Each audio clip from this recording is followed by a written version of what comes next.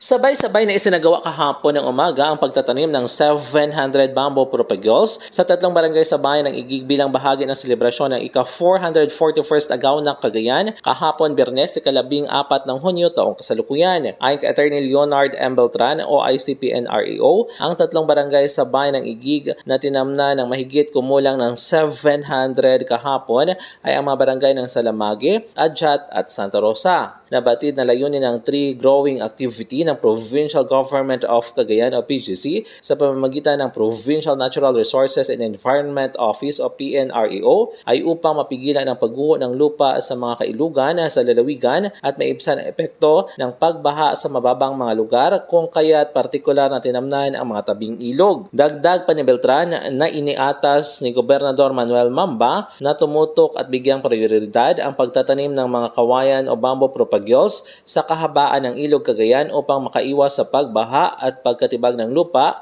sa Pampang. Nauna nang nakapagkasunduan ang Department of Environment and Natural Resources o DNR at PGC na isentro sa kahabaan ng Cagayan River ang tree growing activity na siyang bahagi ng advokasya ng I Love Cagayan River Movement. Nabatid pa kay Beltran na nauna nang nagkaroon ng simpleng programa sa Barangay Adyat kung saan buo ang suporta ng LGU Igig at sinabing handang tumulong ang mga opisyal kung kailangan ng allowance sa mga magdidilig at nagme-maintain ng mga naitanim. Nagpakita ng buong suporta sa programa ang LGU Igig matapos nakiisa sa mga barangay officials ng tatlong barangay sa Lamagi, Adyat at Santa Rosa, mga LGU officials and employees, mga miyembro ng kapulisan, katuwang ang mga empleyado ng Kapitolyo mula Provincial Office for People Empowerment o POPE, Task Force Lingkod Cagayan o TFLC, Office of the Provincial Agriculturist o OPA, Provincial Engineers Office o PEO,